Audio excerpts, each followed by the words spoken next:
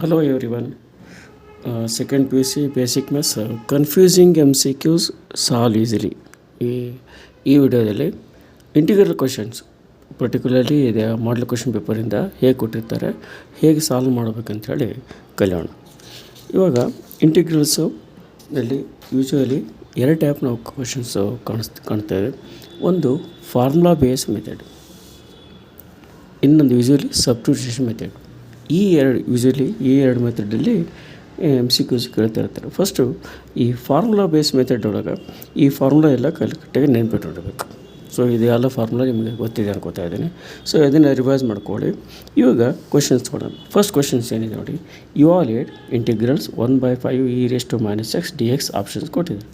ಇವಾಗ ಇದನ್ನು e⁻x ಇದೆಯಲ್ಲ 1/5 ಕಾನ್ಸ್ಟೆಂಟು ಫಸ್ಟ್ ಔಟ್ಸೈಡ್ ಬರ್ಕೊಂಬಿಡಿ.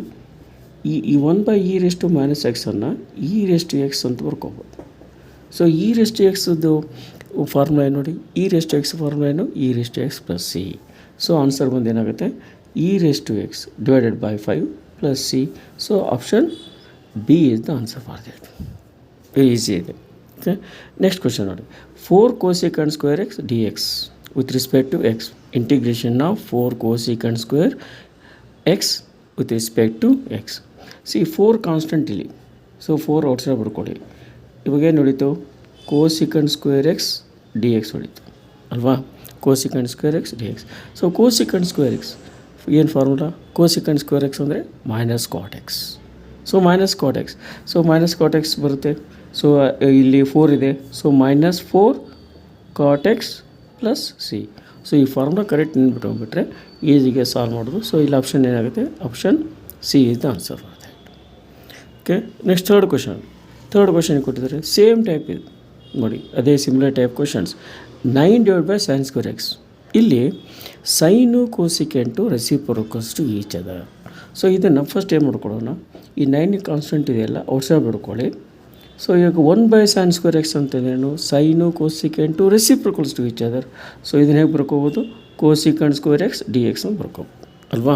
ಸೊ ಈಗ cos² x dx, cos² x integration ಏನು, -cot x. ಸೊ ಆನ್ಸರ್ ಏನಾಗುತ್ತೆ ಅವಾಗ, ಹಾಗೆ -9 cot x + c. So option ಯಾವುದೀಗ, option D is the answer. ಹೀಗೆ ಈಸಿಯಾಗಿ ನಾವು ಸಾಲ್ವ್ ಮಾಡ್ಕೋಬೋದು. ಇನ್ನು second method, formula basic method ಮೇಲೆ ಒಂದು ಕ್ವಶನ್ ಯೂಶ್ವಲಿ, ಮತ್ತು ಸಬ್ಸ್ಟಿಟ್ಯೂಷನ್ ಮೆಥಡ್ ಮೇಲೆ ಇನ್ನೊಂದು ಕ್ವಶನ್ಸ್ ಕೇಳೋ ಚಾನ್ಸಸ್ ಇರುತ್ತೆ. ಏನಾಗುತ್ತೆ ಸಬ್ಸ್ಟಿಟ್ಯೂಷನ್ ಮೆಥಡ್ ಹೇಗೆ ಮಾಡಬೇಕು, ಇಲ್ಲಿ ಅಬ್ಸರ್ವ್ ಮಾಡಿ. ಫಸ್ಟ್ ಕ್ವಶನ್ ಕೊಟ್ಟಿದ್ದಾರೆ, integration of 2x / 1 + s² dx. So ಇವಾಗ ಇದು ಸ್ಟ್ಯಾಂಡರ್ಡ್ ಫಾರ್ಮ್ ಕನ್ವರ್ಟ್ ಮಾಡಲಿಕ್ಕೆ ನಾವೇನು ಮಾಡಬೇಕು, ಸಬ್ಸ್ಟಿಟ್ಯೂಷನ್ ಮೆಥಡ್. ಈಗ ಅಬ್ಸರ್ವ್ ಮಾಡಿದರೆ ಈಗ ಡಿನಾಮಿನೇಟರ್ ಇದೆ ಅಲ್ವಾ, ಇದು 1 + s² ಕೊಟ್ಟಿದ್ದಾರೆ. ಇದನ್ನು let us take it as t.